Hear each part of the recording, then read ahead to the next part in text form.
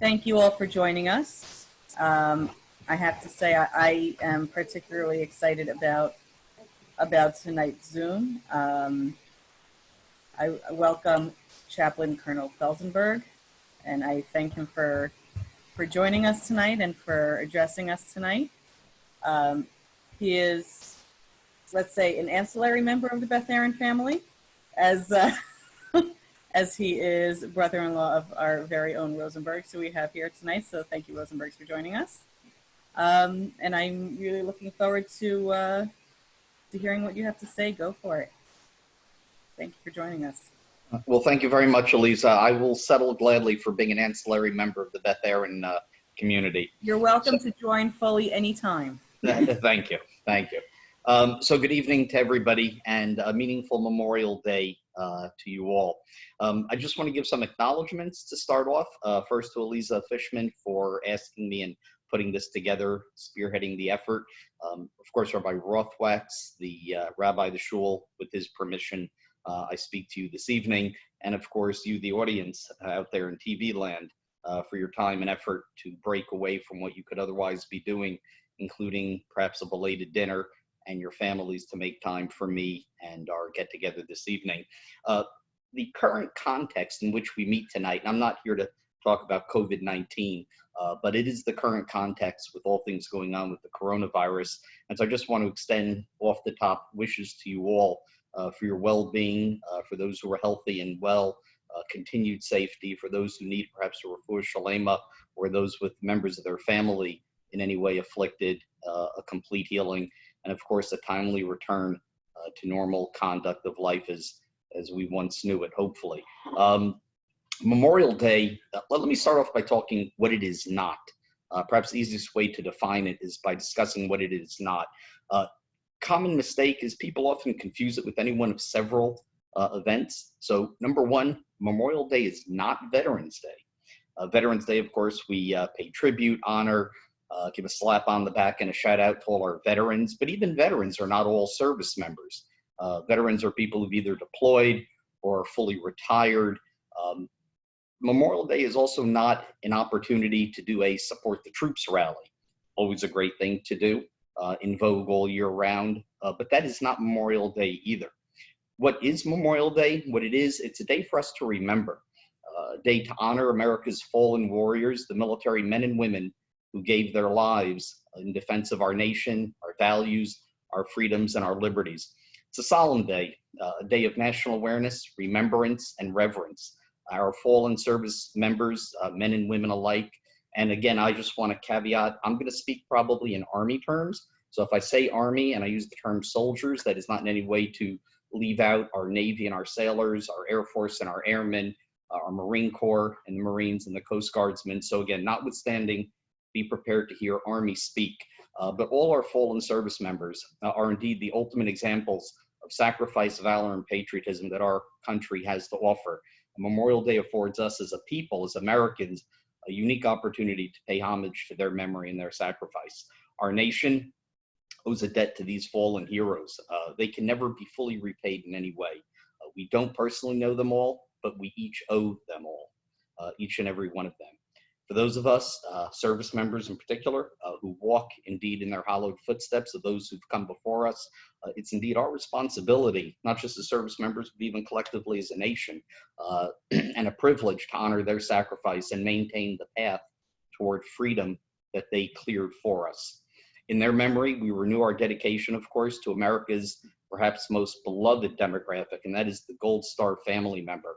For those not familiar with the Gold Star family member, we're dealing with spouses, parents or children of loved ones where the service member had perished in combat, died for this country, and they leave behind family members. And they are a demographic indeed more beloved to our military in particular and the nation as a whole than perhaps anybody. Their pain and their sacrifice is perhaps most acute of all, and their sacrifice perhaps rivals or exceeds that even of their deceased service member. We thank them immeasurably for the selfless service of their soldier, sailor, airman, and Marine who they brought to bear in service of this nation. Without any further ado, Elisa, do you have the slide deck queued up? Okay, you may go to slide 1. So what we're going to do is now we're just going to try and put a bit of a personal face on this observance. I'll wait for the slide to take. So if anyone is familiar, the first slide, go back one if you could, Eliza. The cover slide. Maybe not. Not sure why it's not going. Hang on. Okay, that's fine. We'll settle for this. The first slide that you saw for about a split second, that was Arlington, where, of course, our nation's heroes, many of them are buried. Others, of course, buried in VA cemeteries and other places throughout the country. And indeed, that is super hallowed ground. There it is, as our nation sees fit to lay its most sanctified service members there. Next slide. So now to put a face on the what we do on this day. So first, I just want to draw your attention to the middle of the screen. That is the real world, real life, May 7, 1945, Okinawa, Japan funeral of one PFC Private First Class Mike Fenton, who was a U.S. Marine, was killed in combat during that offensive. And indeed, the gentleman kneeling over him is none other than his own father, one Chaplain Colonel Francis Fenton, who happened to be on the island also as a service member conducting operations and happened to have the unique and odd, painful privilege of affording last rites at the funeral of his own son. That, of course, taking place toward the latter part of World War II. And then if you draw your eyes to either side of the screen, the two pictures, one is a Staff Sergeant Oscar D. Medina, the other a Specialist Ramon Ojeda. The two of them I was deployed with. We were stationed together at Schofield Barracks with the 84th Engineer Battalion, part of the 25th Infantry Division. It was my second assignment. I was a junior captain at the time. We were overseas because Hawaii is considered an overseas assignment. We deployed together as part of Operation Iraqi Freedom in 2004. It was a 12-month deployment. Knew them both. Not always when you have a unit of 500, 600, 700 people. Can you honestly say you knew the people? I knew both. Medina, he was a larger-than-life character, and Ojeda, very nice young man, both married, both with children, and wonderful people. In any event, they were both unfortunately killed in action on May 1st of 2004 in Amara, Iraq. You probably know the name Al-Sadr. His militia orchestrated a massive movie-style ambush on their large engineer convoys that convoyed through the city. And the two of them were both 50 caliber machine gun gunners on the back of their Humvees. They proceeded to defend the convoy in their position as the convoy was trying to make its way through and out of the town. And truly in a absolute blaze of John Wayne-like glory, these two heroes lost their life. Thankfully, they were the only two who perished, but there was too many. And again, the nature of the convoy was just, the ambush was amazing in a very not good way. I'll spare you any further details, but suffice it to say that when they had the memorial ceremony that I officiated in 2004 in Balad, which was at a place called Anaconda in Iraq, the helmet that they had for Ojeda, as it was mounted on the rifle in accordance with a memorial tribute assembly, they have it all set up with the boots at the bottom, the rifle, and a helmet at the top. His chin strap was hanging because it had been shot off during the fire that they were subjected to. But two very unique gentlemen who saved, indeed, the convoy and allowed others to continue on with the fight and to get back safely. So theirs was my first experience with actual combat loss in the U.S. Army. I had dealt with memorials and loss and grief before, but whether it was accidents, people who had died in combat overseas when I was not deployed, but this was the first time I was deployed with them, and had to deal with it, as they say, real world, first person, and a unique opportunity and honor for me, a very sad and painful one. Next slide.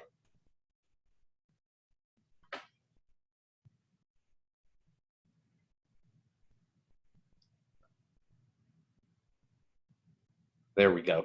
Okay, so as they say, just to put a little bit of a Jewish face on U.S. combat losses. Obviously, Jews have served in the U.S. military since the earliest time onward.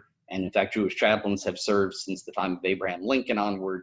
But despite all the Jewish service members who may have given their life, and just to explain to you, by the way, in terms of service, during World War II, just some statistics so you can understand the nature of service, how many people served our country during World War II.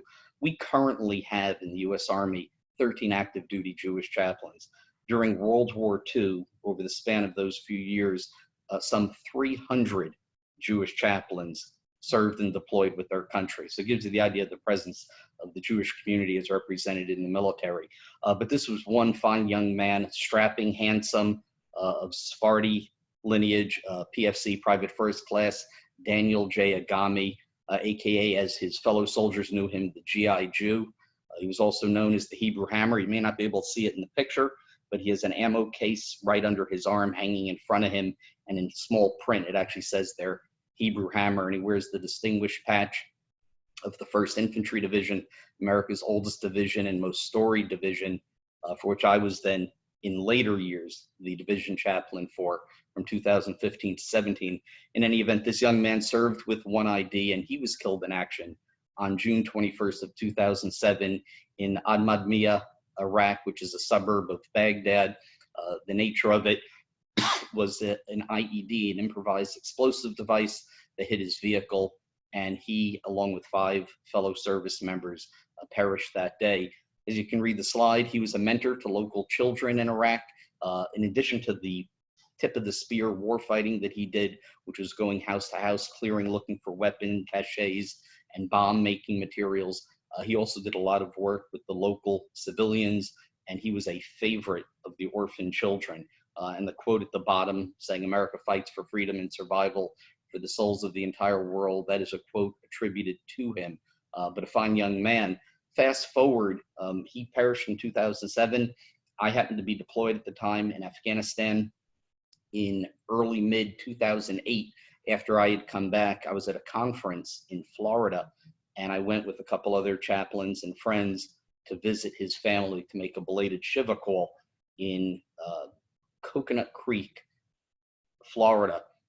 Wonderful family. We paid a condolence call, and in that call, I actually came armed with a picture because I had a nephew, newly born, who was named after him, who bears the name Daniel. And so that fine young gentleman is now about to approach his own bar mitzvah, because if you do the math, 2007, it's now 2020. And so he is named after him shortly after Daniel passed. He was single, he was not married, and so a unique opportunity to name a child after him, but truly a model for his community and an inspiration to us all. Next slide.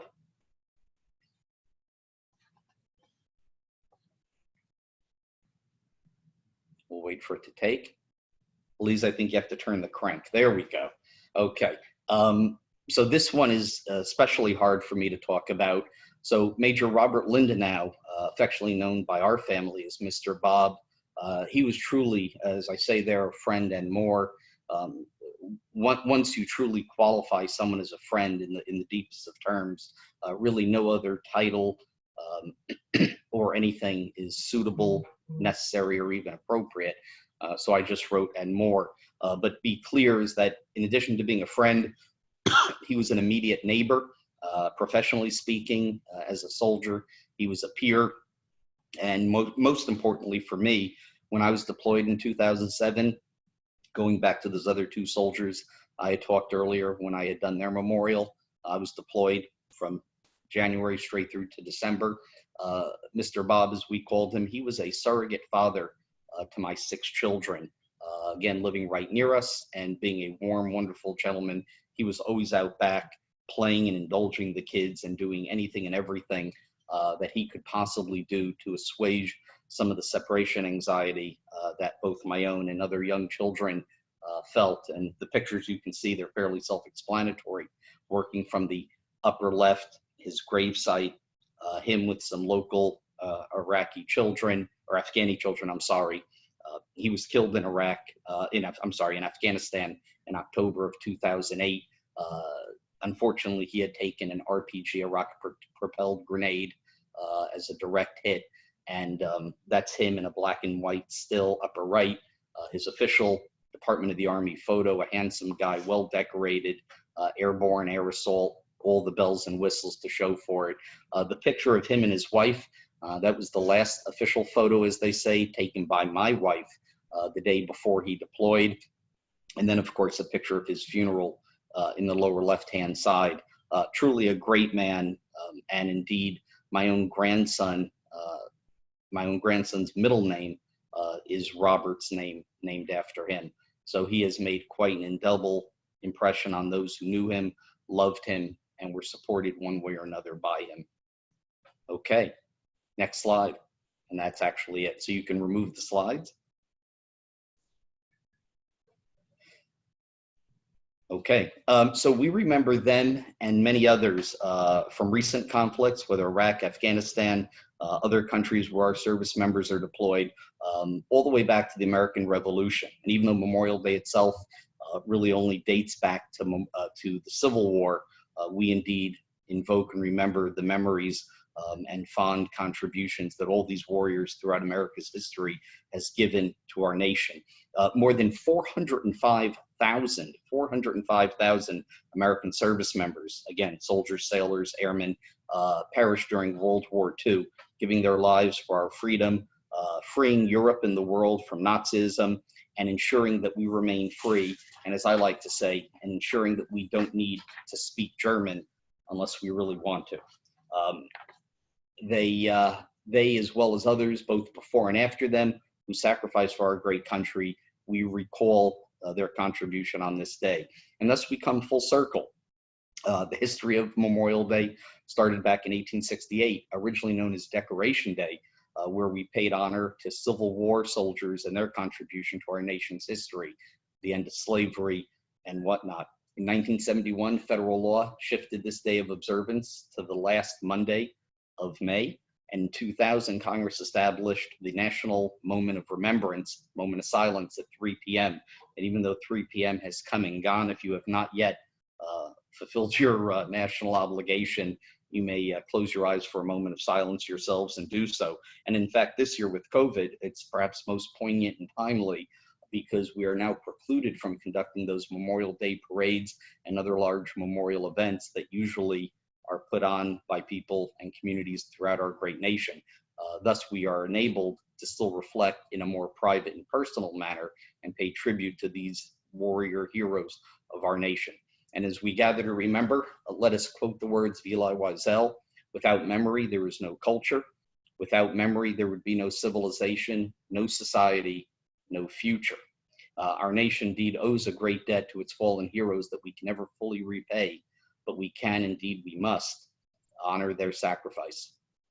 Indeed, the high price of freedom is a cost paid by a brave few, and these fallen heroes had to pay the ultimate price toward freedom's cost. However, sadly, and we say something like this every Pesach, there arises in every generation those enemies who would otherwise take our freedom, enslave us to twisted ideologies, and threaten our very existence. Thankfully, to quote George Orwell of all people, that famous expression, he says, "Good people sleep peaceably in their beds at night, only because rough men stand ready to do violence on their behalf." And indeed, service members, American service members stationed throughout the world in uniform, are ready to do so, inspired by the paradigm of selfless service, embodied and exemplified by those who we memorialize this day. May their memories be for a blessing, and may Americans everywhere earn what they have bequeathed unto us, and every man and every woman in accordance with their faith and the noblest ideals of American beliefs and values should live up to those concepts and earn what they have given us. I thank you all for listening to me. We now can do some Q&A discussion. And of course, with the approaching Shavuos holiday, I wish you all from the bottom of my heart a Chag Sameach, again with COVID-19 prayers for your families, continued well-being, safety, and or refuah shlema, as the case may be. What are your questions? Let us talk. If you have any questions, if you go down to the bottom of your screen and you click on participants, there should be a place there where you can raise your hand, and then I can unmute you.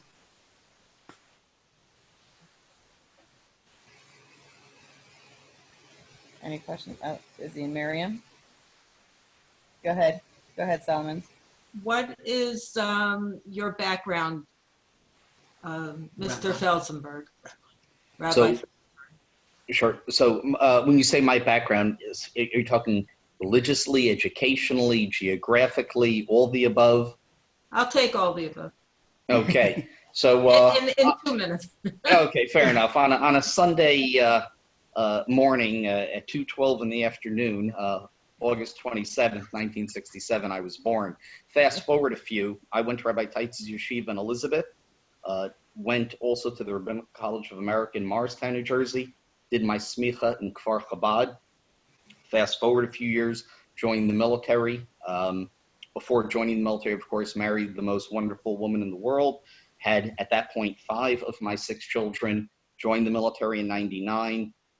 We were stationed pretty much, seems like everywhere. We added 1 to the pack of 5, so now there are 6. 6 is now also 6 with 3 married children-in-law and 2 soon to be 4 grandchildren. And I've been deployed a grand total of 4 times. I've been serving 21 years, and my current rank is that of a colonel.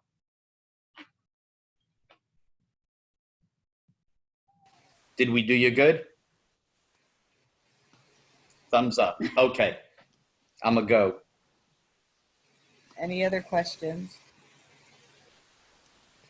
Yes, Hanani.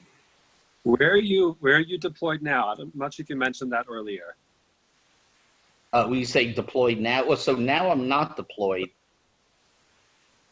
So right now I happen to be stationed. It's not exactly a hardship tour. I'm at the U.S. Army War College in Carlisle, Pennsylvania. It's just about 2 hours due west of Philadelphia. My assignments during which I had been deployed are as follows, though. So in 2004, when we were stationed in Hawaii, I deployed to Iraq for 12 months. In 2007, at the time we were stationed at Fort Bragg, North Carolina, and I deployed to Afghanistan also for 12 months. In 2013, I went to Kuwait for a short 30-plus day holiday coverage. It was for the Yom Tovim. And then in 2014, I was the command chaplain in Afghanistan for 9.5 months. Wow. Okay, Esther Schneidman, I'm going to unmute you. Give me 1 second. Why isn't it unmuted? Esther, you may need to click some. There it goes. Oh, no. There we go. Okay, Esther, go ahead. Well, thank you so much for your service and for all speaking to us tonight, and everything is wonderful. I'm just curious to know, like, at what point did you decide to make this your career? Like, was it in Kfar Chabad? Was it in Rabbi Teitz's yeshiva? Like, how did that come about? Okay, thank you, Esther. So that's a great question, actually. I wish I could say I paid you to ask that question, but so it's sort of simple but complicated. It's a little anticlimactic. So the background to that is when I went to the chaplain school shortly after joining, and I was dealing pretty much for the first time with non-Jewish clergy, it was interesting to hear what different people's reasons for joining were. Some were divine inspiration, some claimed direct communication with the Almighty, et cetera, et cetera. Each had their own bend on why they joined. Mine may seem a little less glamorous. The reason I joined, to get to the crux of it, was I joined because of Hakaras Hatov. I felt that there was an obligation for all this great country has done for the Jewish people, my family, on a more personal level. I felt that I wanted to serve. However, exactly what and how and when I would serve was neither Rabbi Teitz's yeshiva or in Kfar Chabad. I was already married, already ordained, working in the business world, and talking regularly with my wife periodically about the military. And we had a unique opportunity to go to a recruiter one day to really explore once and for all, to put it to bed if there was anything there. Oddly, I did not inquire about the U.S. Army chaplaincy. I just wanted to serve. infantry, armor, some form of service. And when I walked in, it was in a recruiter in Morristown, New Jersey. The gentleman just saw me. I was obviously an Orthodox Jew. He says, "Did you go to that seminary up the road?" I said, "Yep." He goes, "So you're a rabbi?" I said, "Yep." He goes, "You want to be a chaplain?" And as they say, the rest was history. So it was a non-Jewish recruiter, a rather large man, as I recall it, some 6.5 feet. I know you can't tell it on the screen, but I'm only 5'3". And he basically laid my career out for me and said, "You want to be a chaplain?" And the rest was indeed history. Wow. Okay, I see Aaron has a question. I'm gonna unmute you. Okay, go ahead, Aaron. My question is, I know that you have to be a chaplain for all different kinds of denominations. Is there like a course you take, or is there a method that you use to learn more about the different denominations that you serve for? Sure. So, great question. And I'll just, Eliza, may I share with the group? You may. It's good to see Reb Aaron Fishman, because the last time I saw him, I think he was probably 5 or 6 years old. I grew up in Elizabeth, New Jersey, knew his parents, grandparents. His grandmother was my arts and crafts teacher, either in primer or first grade. So we go back, as they say, a long way. But to answer your question, yeah, it's a great question. In the chaplain basic officer course, we probably don't learn as much as we could, would, or should, but it does give us at least a good grounding of what and how to do. The chaplaincy, just to be clear though, works by what we call a perform or provide method of religious support. There are some things that every chaplain can do in line with his or her own personal denominational beliefs. So in the case of anything that's along the Jewish lines, whether it's prayer, whether it's certain types of life cycle event, officiation, or other ritual, those are things that I can personally perform. Certain things that a service member of any faith may need, which I cannot personally perform. A Catholic soldier needs Mass, a Protestant soldier needs whatever they might need, et cetera, et cetera. So then we refer them to a chaplain of the particular faith, or someone who can bring to bear what they are looking for. And that is called providing. So we perform and provide. So I do not need to necessarily be a subject matter expert of every faith and every need within every faith, but a certain basic awareness of what different service member needs, exception to policies, religious accommodation, and the like, obviously is taught in the basic course, and that gives us a good grounding from which we can then support the masses as a whole. Because indeed, as you rightly point out, I'm a Jewish chaplain assigned at some point to a battalion of 500-600, a brigade of 2,500 to 3,000, or a division of 16,000 to 17,000.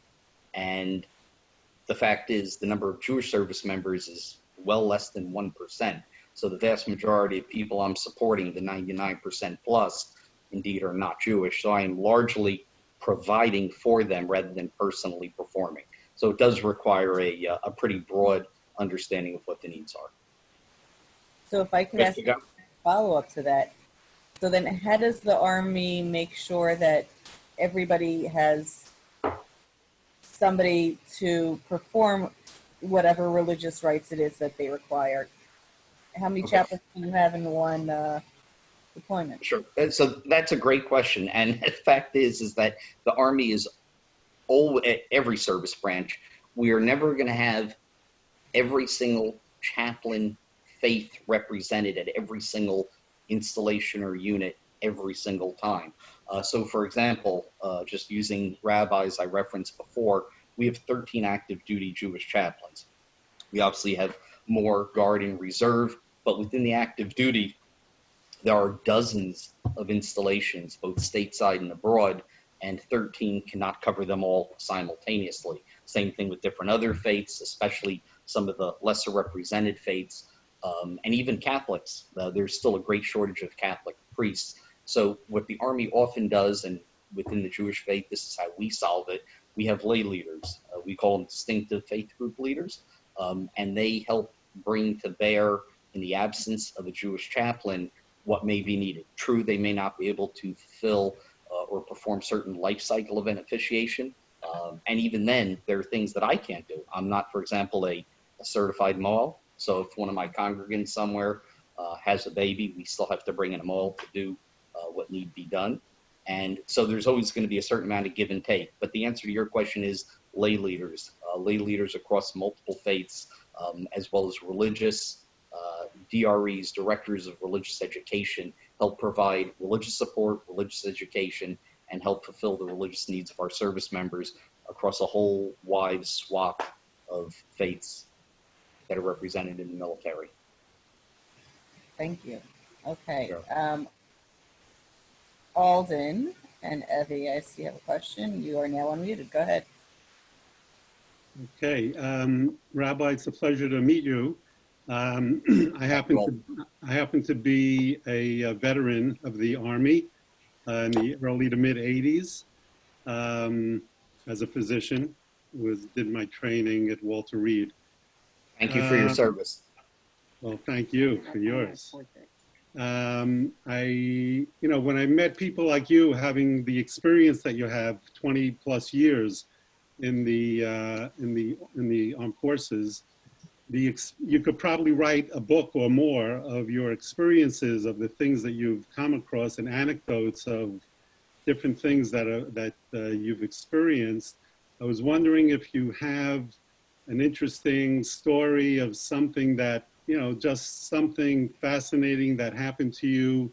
I've heard Pesach Seder is something, like very unbelievable in certain situations when you're deployed overseas, and maybe you have something that you could share that really is something interesting for us to hear. Sure. So I can share a couple. One, it's just a snippet. The other one actually has a lesson behind it. I'll try and do it short. And if I do it too short, feel free to ask. So one, in 2004, when I deployed, my first deployment, it was a learning curve for me. They had actually captured Saddam Hussein in December of 2003, I believe it was. And again, I deployed literally days afterwards. And I had the opportunity for Purim to be the first Jewish chaplain in a newly liberated, quote unquote, at that point, they hadn't had elections yet, but a free or liberated Iraq. I read the Megillah in Saddam Hussein's palace. Then we called it the CPA, Coalition Provisional Authority Palace. Then it became known as the embassy. And I hope you can see it here. My wife just handed it to me. I'll hold it up. A picture. I don't know if you can see it clearly, but the gentleman in the middle wearing that funny hat, that is actual. Can you see that, Eliza? Yeah. Yeah. Oh, so the fellow with the hat, that is me leaning over, reading from a Megillah. That hat is the ceremonial hunting hat of either Uday or Qusay Hussein, one of Saddam's two evil children. So I'm wearing that. We were doing it in the throne room, and I'm flanked by a couple service members. I believe,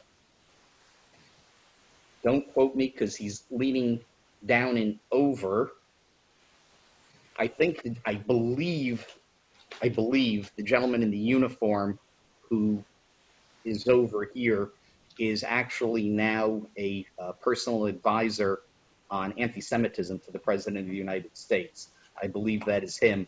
When I did a Hanukkah menorah lighting for the President in December of 2018, I ran into the gentleman. I believe that's him crouched over. So that was one little snippet of a unique historical opportunity I had. And what makes it unique is you're dealing with, I was going to say a gentleman. He was no gentleman. With Saddam Hussein, you're dealing with a fellow who truly believed he was the reincarnation of Nebuchadnezzar, and perhaps no better than Nebuchadnezzar. And of course, the whole Purim story is taking place in the early stage of the Persian Empire after the Babylonians, inclusive of Nebuchadnezzar, had just been overthrown. So to read the Megillah with all that it proclaims in Saddam Hussein's palace, right there after he had been captured in newly liberated Iraq, that indeed was unique. And you're dealing with a fellow who also, remember, literally threw people to the lions to eat, much like, Havdil, like Daniel with the lions. But the ending was not a good one for them. Then also just one little story, just wanted to share with you to illustrate the power of prayer. In 2007, I don't want to mix up my deployments. In 2007, when I was with the 82nd Combat Aviation Brigade, which has helicopters, I was deployed to Bagram, Afghanistan. And during that year, we thankfully, as far as combat losses, we did, I hate to say fairly well, but we did not suffer any substantial heavy losses. There was one significant mishap, which I think really does illustrate the power of prayer. One night I couldn't sleep. It reminds me also of the Megillah, where the inability to sleep, and there's probably more behind it, but I usually don't have any trouble sleeping. But one night I couldn't sleep, and I figured, you know what? Let me do the chaplain thing. I'll go visit our folks who were working, because of course we pull 24-hour operations in our tactical operations center. I grabbed a bag of candy and I said, let me go visit the boys and girls who were pulling the graveyard shift. And so when I walked in, it was amazing. I opened the door and you could literally feel the tension. Could barely even walk in. You just feel and sense that something was horribly wrong. In any event, I went in, bag of candy in hand, and I was quickly apprised of what was going on. We had an Apache helicopter that was traveling in the middle of the mountains. There was low visibility, and it had crashed at full speed into the side of the mountain. Not a very good prospect for the outcome. We had a second helicopter en route to secure the area, and for whatever reason, sparing you the details, it too crashed into the side of the mountain at high elevation, middle of the night. It was like 2 o'clock, near zero illumination, and it was a very tense setting, to say the least. We had drones, unmanned drones with infrared that were able to, if you've ever seen an infrared screen, it's not like watching television. It looks more like an X-ray, but we were trying to get a feed of the crash site. And what we had seen on there over the minutes and probably half hour, although it seemed like hours, that unfolded, was a trail of people. Now you got to realize, top of the mountain, middle of Afghanistan, in a combat zone, 2 a.m, a trail of people and a couple animals walking directly toward the crash site. Naturally presumed it was Taliban or other folks going to perform some mayhem, and people were pressing the commander quite heavily to take swift, bold, lethal action, because of course we had other birds in the area. In any event, he did not. I exited the operations center at that point, went to my room and realized we practice great, what we call OPSEC, operational security. And I made a phone call before they shut off the phones, because typically when something happens downrange, just as a preventative security measure, they cut the phone lines and you're not allowed to call out. I made a single discreet phone call, and I called back to the rear with no details, and I asked for Tehillim to be said promptly and swiftly, and that it be done with the children in a school, to recite Tehillim just for a period of time without explanation, just upon my request. In any event, fast forward a couple hours, literally by the grace of God and all that is good, all 4 pilots, because there's only 2 people per Apache, all 4 pilots amazingly survived, 3 with scarcely a scratch. 1 was pretty banged up, but he recovered just fine. The aircraft, of course, were a total loss, but that is neither here nor there.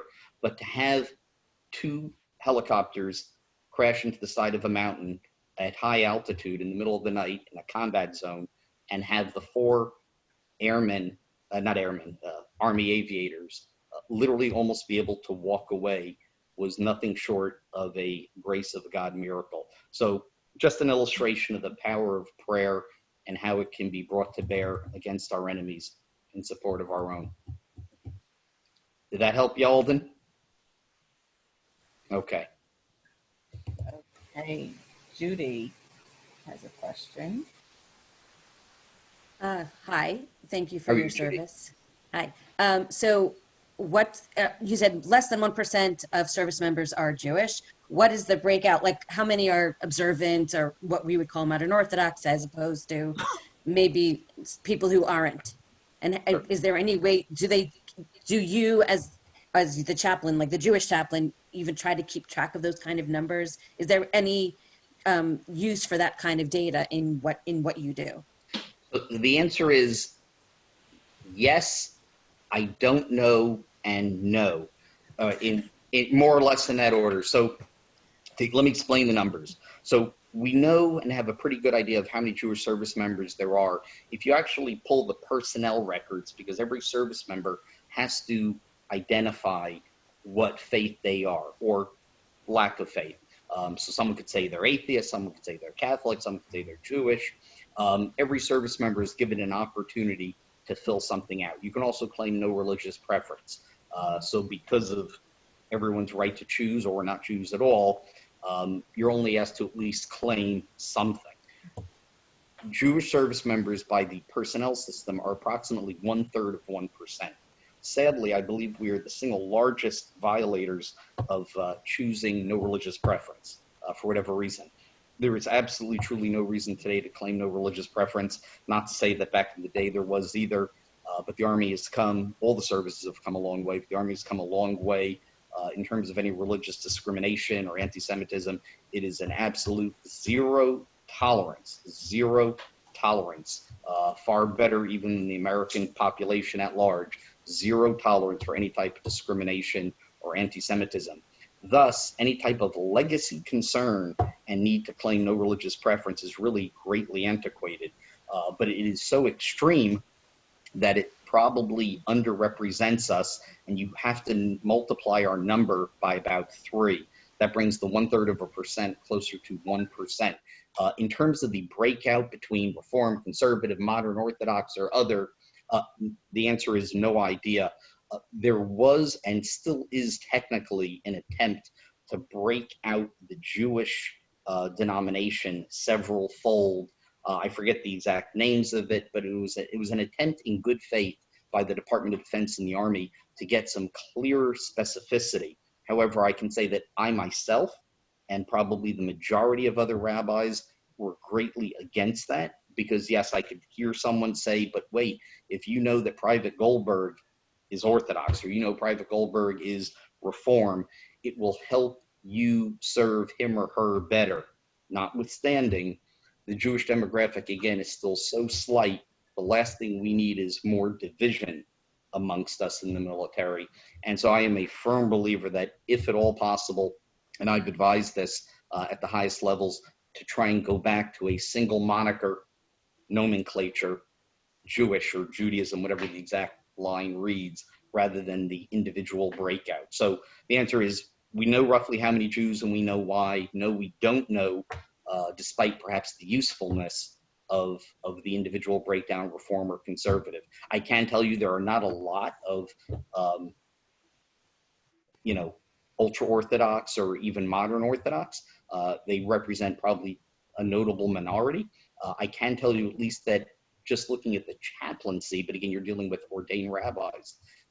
For many years, when I came in 99, for about the first 14 years, not 14, that 12 years that I was in, 100% of the active duty Jewish chaplains were all Orthodox. We now have Conservative and Reform as well, but for the first 12 years and a good number of years before that, all the active duty rabbis were all Orthodox. So the Orthodox are represented. Obviously, the other demographics across the whole spectrum are represented as well. Did that answer it enough for you, Judy? Okay. Excellent. Thank you. No problem. Thank you, ma'am. Thank you. Okay, and now we have actually somebody who says he served with you. Colonel Erwin Lenevsky. Oh, Brother Lenevsky, how are you, sir? Do I see him up on the screen? He should be there. I just unmuted it. There he goes.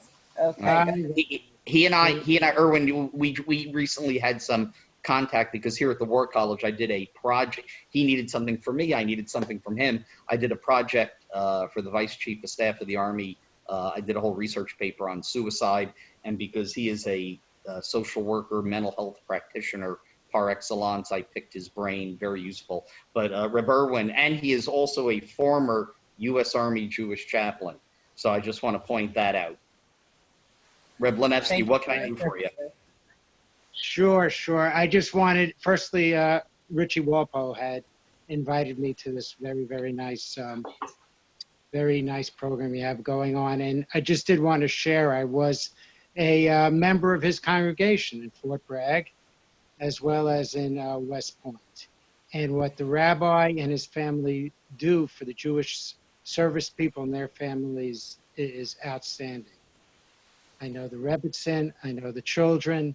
He has a fine family, and they're all very dedicated to the service people.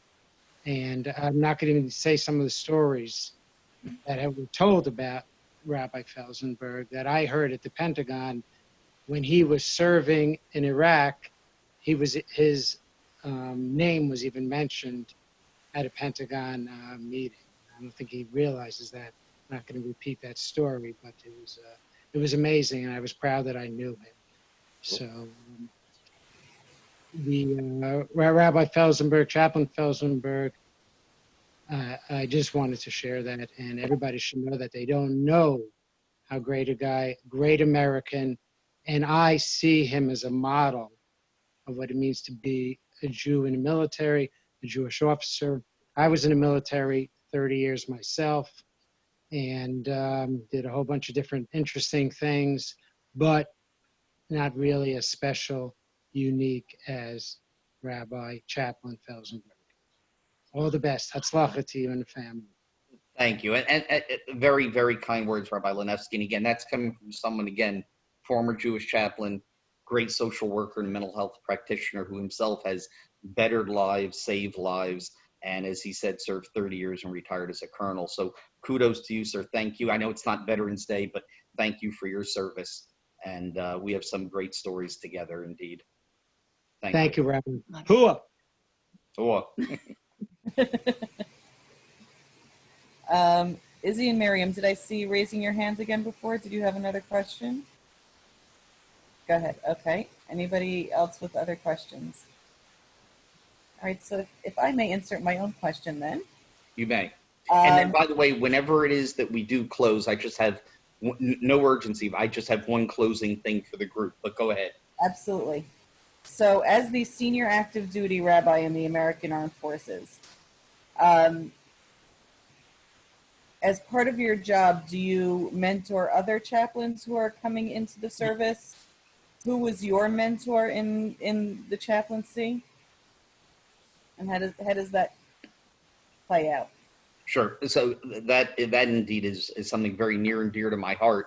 So as with a lot of people, well, I shouldn't say a lot. Some people have no mentor and they might fly and fail or succeed by the seat of their pants or their own good looks. I neither have good looks nor perhaps that much luck. I do owe some great thanks to people who mentored me. I in turn try and share the favor, but the person individually probably most responsible for my, again, success for what it is, hands down without question, is my wife, who's sitting off to my side. Even though, of course, not a senior Army officer or a senior chaplain herself, she is arguably one of the smartest people I know and has supported me throughout this whole effort and has probably been single-handedly responsible for more chaplain corps-wide and installation-wide programs and initiatives than she would ever admit to. That notwithstanding, people in uniform who have mentored me, who I owe a huge debt of gratitude to, and I don't want to mention too many names for fear of leaving someone out. I work perhaps for the gentleman I consider the greatest exemplar of a U.S. Army chaplain, not a Jewish chaplain, a fellow named Ken Stice. He was a chaplain colonel, retired about 3 years ago.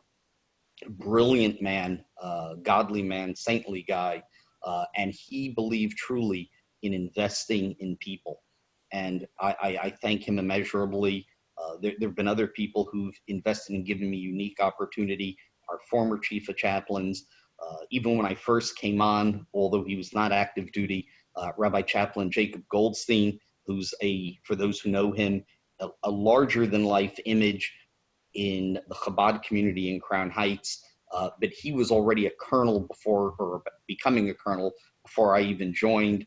But just from a distance, he provided some top cover, always representing the Jewish community in a, again, larger than life manner. But I would say Chaplain Stice was the single person most responsible for mentoring me.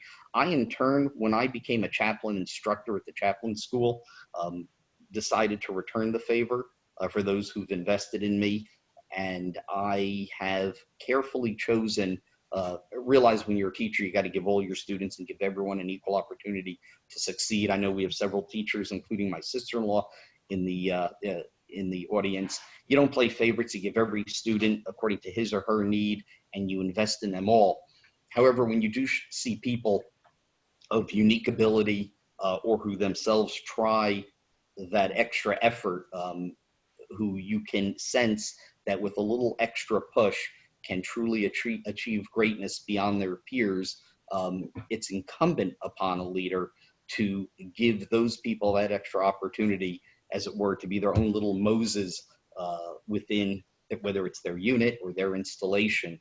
And so I've been thankfully quite proud in my own humble way, being able to return that favor of mentorship, coaching, leadership to junior chaplains who've either directly been a teacher of, had assigned underneath me because I was their higher level technical chaplain supervisor, or a newer Jewish chaplain who, even though they may not have been in my, what we call like chain, still nonetheless, they would come and ask me to be their mentor. And so I, in turn, as you say, have tried to provide that to them.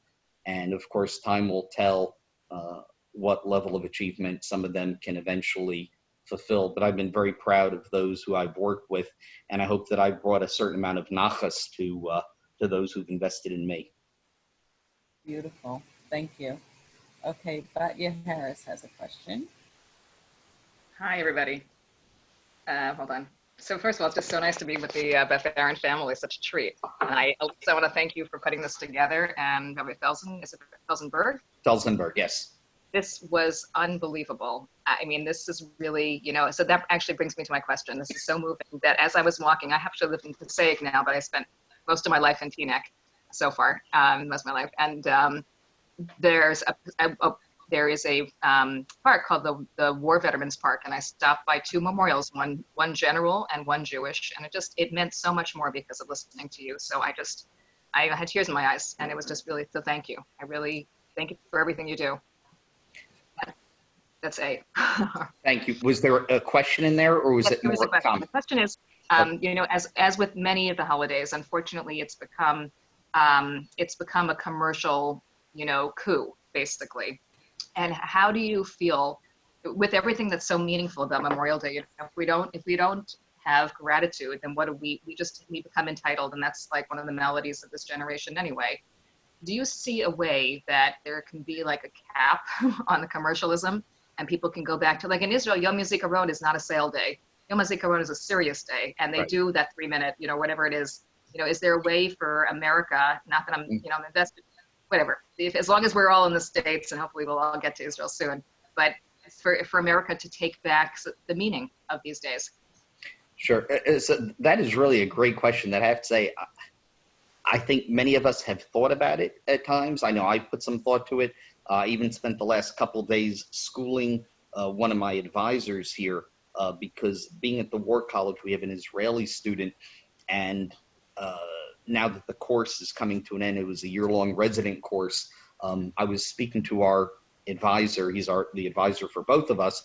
And I was telling the advisor, there's a holiday coming up for the Israeli guy. You can call him up and wish him a happy holiday. So he said to me, hey, how do I say to him, Happy Memorial Day?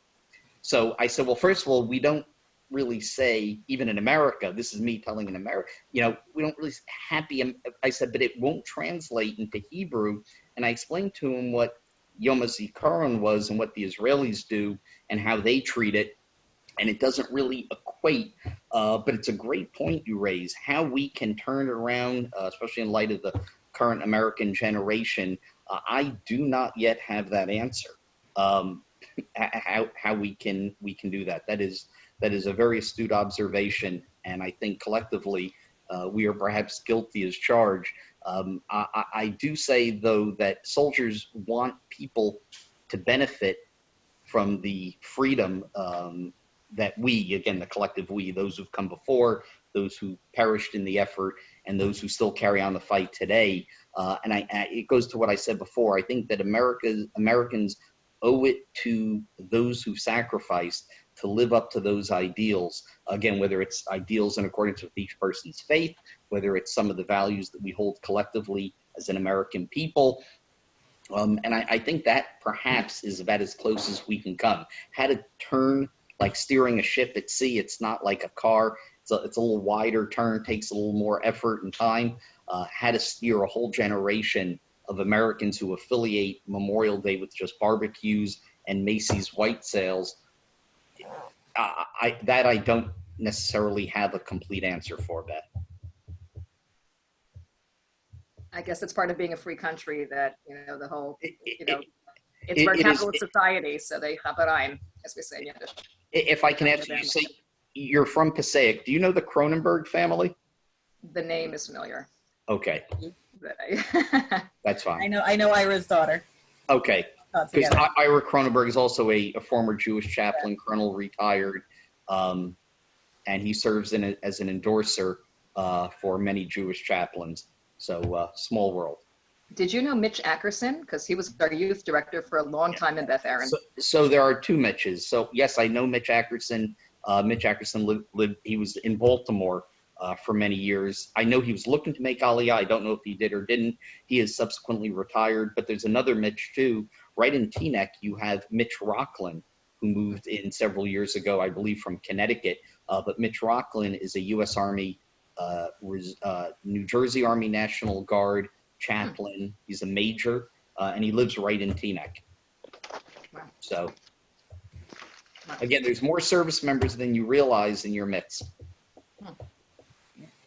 Okay. I think this is going to be one of our last questions. Esther Okay. has a Yeah, question. just as a follow-up to Batya's question, I grew up with third generation American. My father served in the Korean War, and Thank you for your service. Thank you. And we grew up with his stories, and how the people he came across, how he was able to keep kosher in the very difficult times. I mean, it was not easy. But I think to answer Batya's question is, I think it's education. I know that Evie, I teach with Evie everywhere Evie is. I believe that she and teachers have sent, education is what will help us turn that tide to make it less commercial and more of a serious holiday, just like they do in Israel. I mean, it's the country and education by teachers, education by parents. I mean, we really have let this kind of go, and I think it's time for us to take it back. But it has to start in the home. Maybe it has to start also, on a higher level too, in terms of. Sure. So three things, Esther. Well said. And I think ultimately, as with all real solutions, when something happens in the home, that is where you can both count on it, where it's really going to take effect. Not to belittle in any way what the schools can do through education.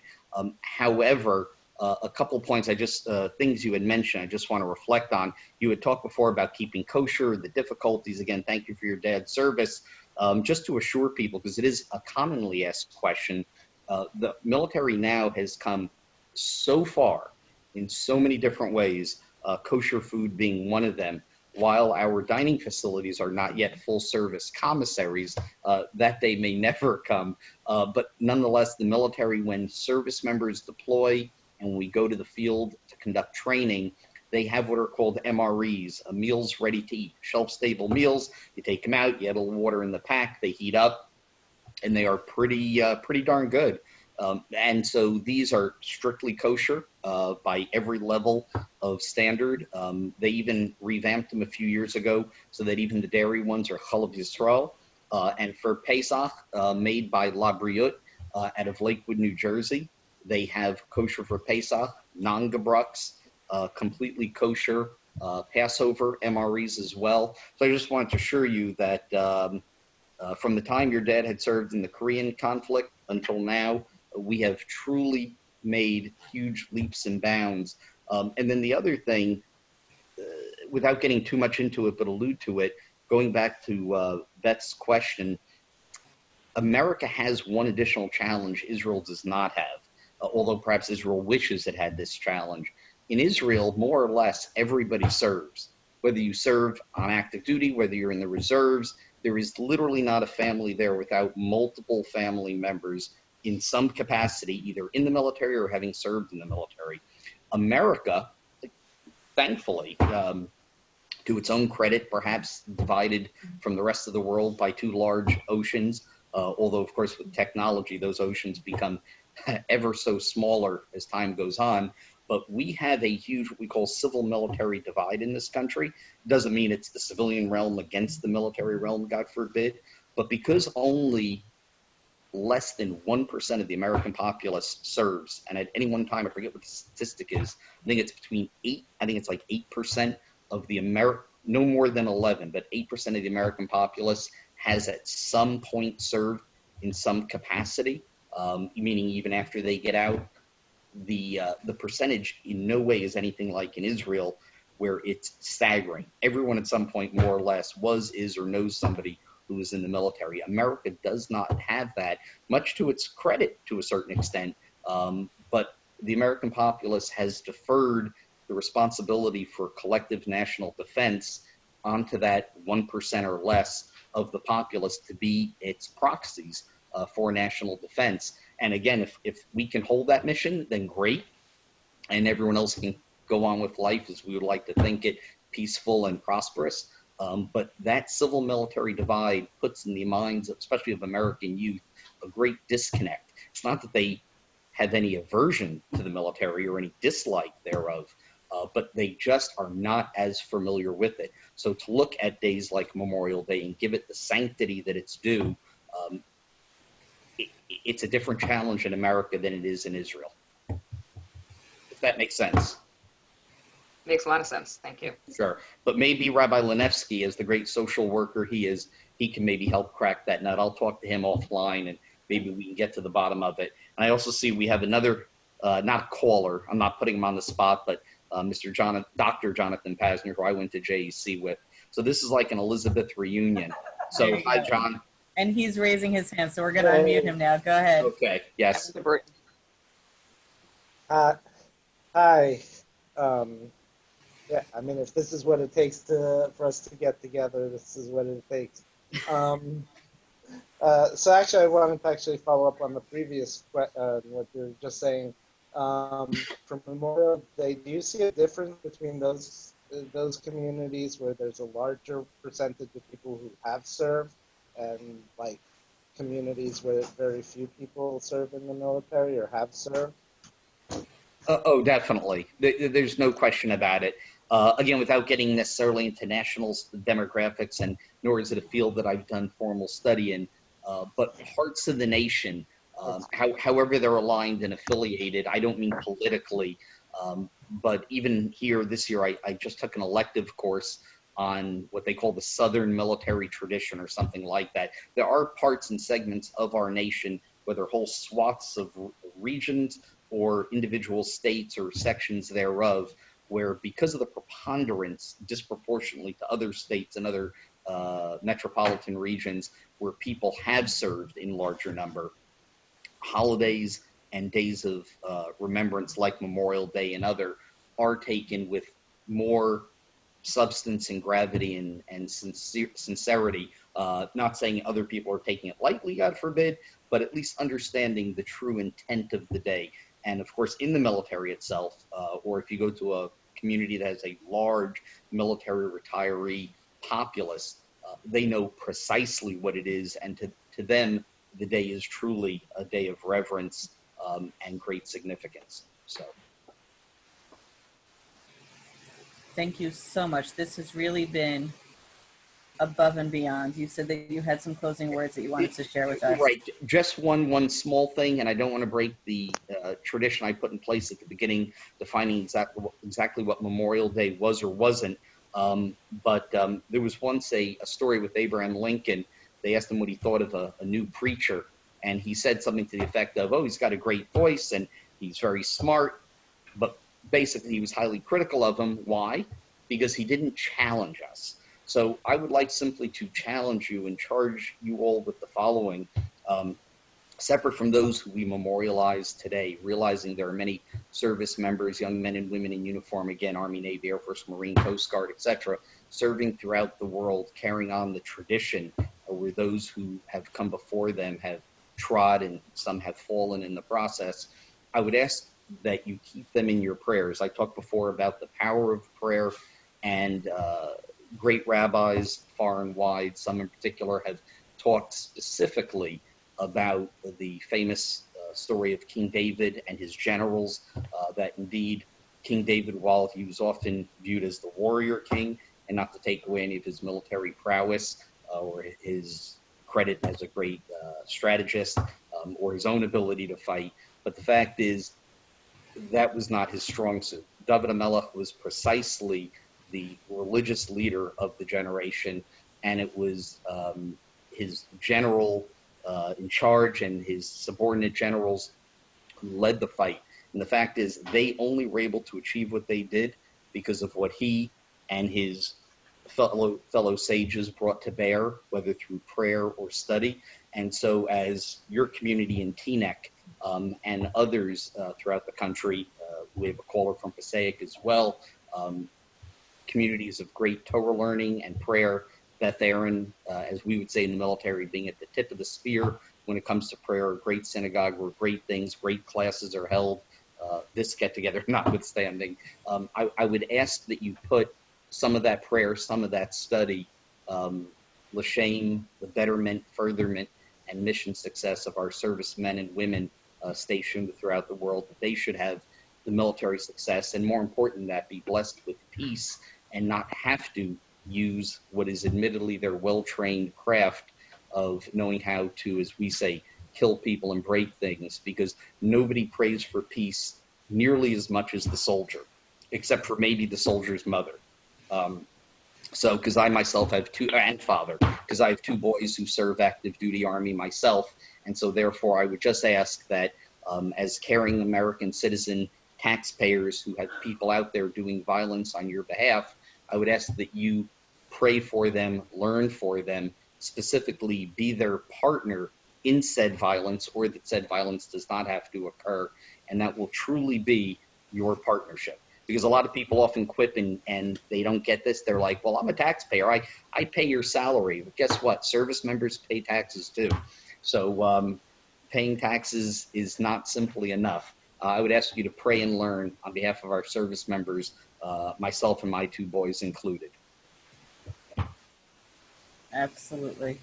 Wow, thank you so much. Thank you so very much. Thank you. This has really been beyond wonderful.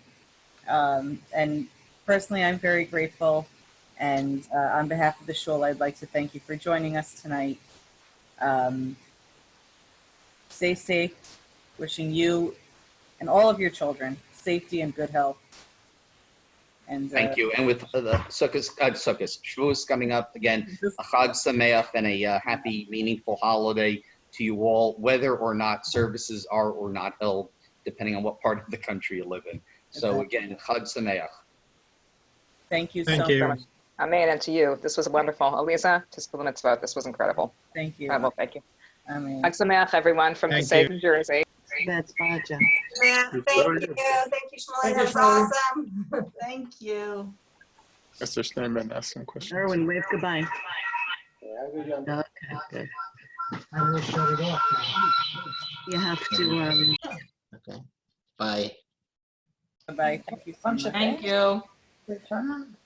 You're still there.